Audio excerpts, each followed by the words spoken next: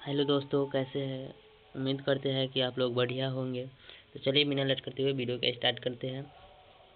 आज हम लोग क्लास 10th के साइंस का ऑब्जेक्टिव क्वेश्चन देखने वाले हैं, जो एग्ज़ाम में बार बार पूछा जाता है, वो भी फाइनल एग्ज़ाम में।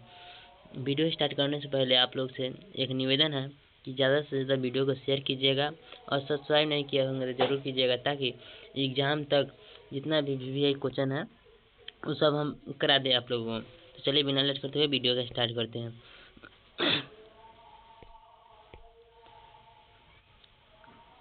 पहले ही बता दिए हैं कि ऑब्जेक्टिव क्वेश्चन रहेगा और लास्ट में आप लोग बताइएगा कि आपका कितना मतलब कि मार्क्स है। 15 क्वेश्चन रहेगा, जिसमें से आपको जितना भी आएगा उतना कमेंट में ज़रूर भेजिएगा। नंबर 1 क्वेश्चन देखते हैं। नंबर 1 क्वेश्चन में अम्ल का स्वाद कैसा होता है। जो अम्ल होता है मतलब कि खाते हैं तो कैसा होता है। तो अम्ल का स्वाद आप लोग जानते ही होइएगा कि खट्टा होता है। तो बी नंबर ऑप्शन एकदम सही है। आप लोग को आगे 2 नंबर क्वेश्चन बताने से पहले 2-3 टॉपिक बता देते हैं। जैसे जो अम्ल होता है उसका पीएच मान, ये पीएच स्केल हो गया। अब पीएच स्केल में बीच में 7 होता है और 0 स्टार्ट होता है 14 तक। तो इधर जो होता है वो अम्ल होता है। अम्ल को इंग्लिश में एसिड भी कहते हैं। और इधर जो 7 से ऊपर होता है उसे बेस बोलते हैं, हिंदी में भस्म बोलते हैं। ये टॉपिक याद रखिएगा, जिससे बार बार क्वेश्चन पूछा जाता है कि अम्ल का पीएच मान कितना होता है, क्षार का पीएच मान कितना होता है। 2 नंबर क्वेश्चन देखते हैं। 2 नंबर में बोल रहा है पीएच स्केल पर तटस्थ पदार्थ का मान क्या होता है। तटस्थ पदार्थ का मान पूछ रहा है, तो जो तटस्थ पदार्थ का मान होता है वो 7 होता है। आप लोग याद रखिएगा। क्वेश्चन नंबर 3 देखते हैं। क्वेश्चन नंबर 3 में है जल है उसका रासायनिक सूत्र क्या होता है। ये एग्जाम में बार बार पूछा जाता है, जल का रासायनिक सूत्र क्या होता है। 1 नंबर में है कि H2O, 2 में है CO2, 3 में NaCl, डी नंबर में है O2। H2O जल होगा, इसका सही आंसर जल होगा। CO2 से कार्बन डाइऑक्साइड होता है, NaCl से नमक होता है, O2 से ऑक्सीजन होता है। अगर ये भी एग्जाम में बार बार आता है कि O3 किसका फार्मूला है, तो O3 याद रखिएगा ओजोन का फार्मूला है। कच्ची का है ओजोन का। आप लोग याद रखिएगा कि O3 ओजोन का फार्मूला एग्जाम में बार बार पूछा जाता है। 4 नंबर क्वेश्चन देखते हैं। 4 नंबर क्वेश्चन में क्या है। 4 नंबर क्वेश्चन है विद्युत धारा की, जो विद्युत धारा उसकी इकाई को इंग्लिश में यूनिट भी कहते हैं। विद्युत धारा की इकाई को क्या कहते हैं। 1 में है वोल्ट, 2 में है ओम, सी नंबर में है एम्पियर और डी नंबर में है वाट। तो विद्युत धारा की इकाई को एम्पियर कहते हैं, याद रखिएगा। विभवांतर का वोल्ट होता है, ये भी याद रखिएगा।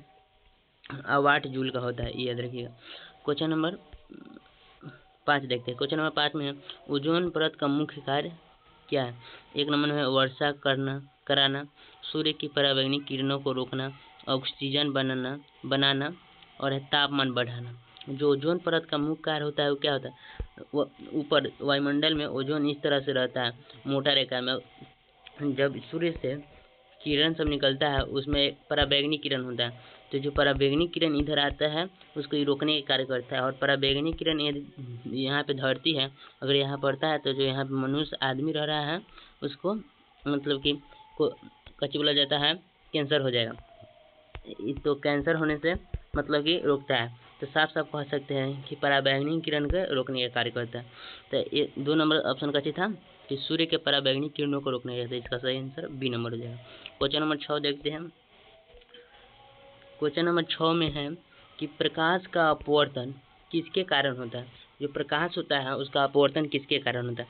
1 में है परिवर्तन के कारण, 2 में माध्यम परिवर्तन के कारण, अवशोषण के कारण और विकिरण के कारण। तो याद रखिएगा जो प्रकाश का अपवर्तन होता है वो माध्यम अपवर्तन के कारण होता है। यदि जैसे ऊपर है सघन माध्यम, जैसे ये हो गया, इधर मान लिया जाए पानी है, इधर पानी है और इधर हवा है। कच्ची है हवा को इंग्लिश में एयर कहते हैं। अगर इधर से कोई किरण आएगा, मान लीजिए किरण आ रहा है, तो ये सघन माध्यम इसको फ्री रास्ता मिलेगा तो इधर भागेगा। यहाँ पे अभिलंब हो गया, तो अभिलंब से दूर भागने का कार्य कर रहा है। तो जब भी सघन से विरल में जा रहा है मतलब कि दूसरा दिशा में चल जा रहा है, तो इसी कारण मतलब कि माध्यम बदलना ही के कारण प्रकाश के अपवर्तन होता है। तो याद रखिएगा माध्यम परिवर्तन के कारण प्रकाश का अपवर्तन था। और बार बार क्वेश्चन में पूछा जाता है कि प्रकाश का अपवर्तन जो होता है उसके कितने नियम हैं, तो आप लोग बताइएगा। ए नंबर नहीं होगा। प्रकाश का अपवर्तन का जो नियम होता है वो 2 होता है, याद रखिए। कितना होता है? 2। और परावर्तन का भी कितना होता है? 2, याद रखिए। प्रकाश के अपवर्तन और परावर्तन के कितने नियम होता है? 2।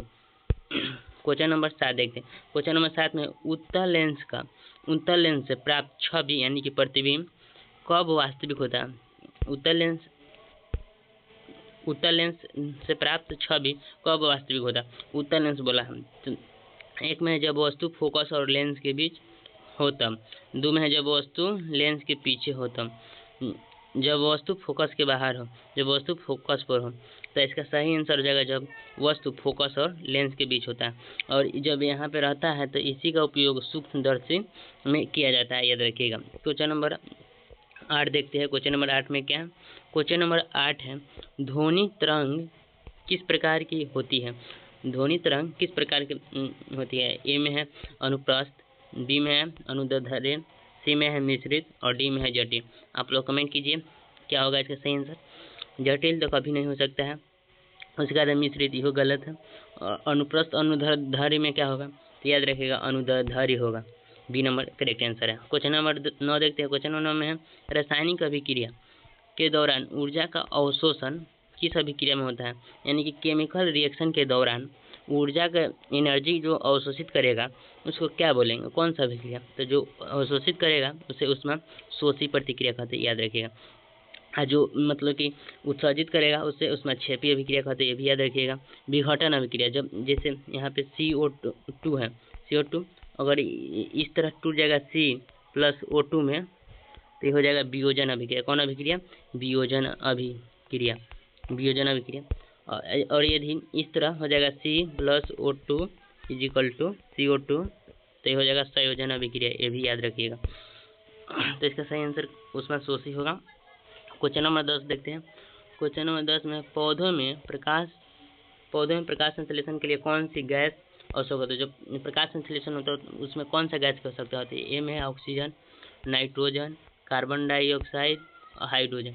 तो इसका सही आंसर हो जाएगा कार्बन डाइऑक्साइड CO2। मानव में पाचन क्रिया कहाँ से प्रारंभ होता है? ए नंबर ऑप्शन है पेट, बी में है मुंह, छोटी आंत, बड़ी आंत।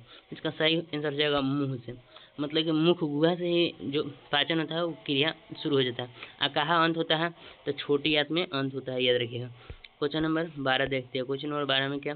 क्वेश्चन नंबर 12 में DNA का पूरा नाम क्या है?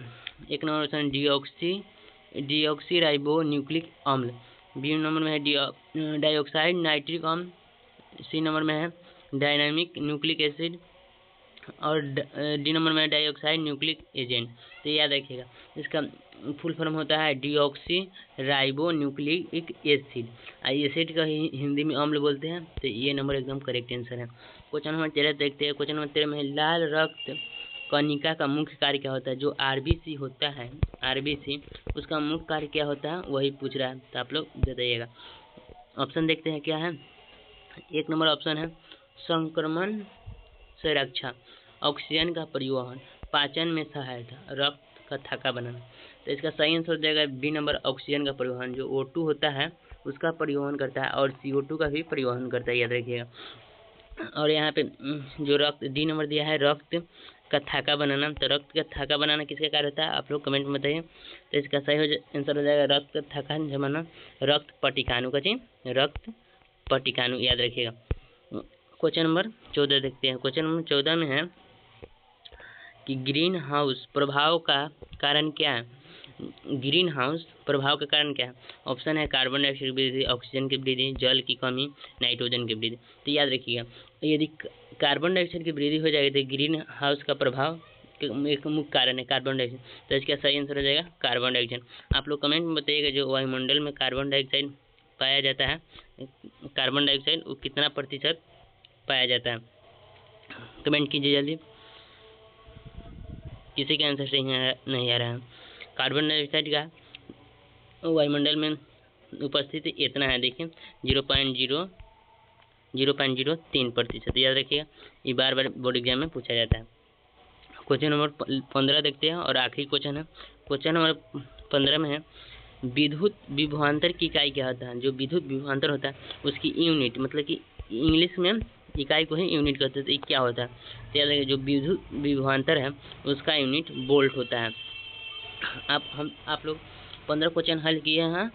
अगर वीडियो अच्छा लगा हो तो लाइक और सब्सक्राइब और शेयर जरूर कीजिएगा।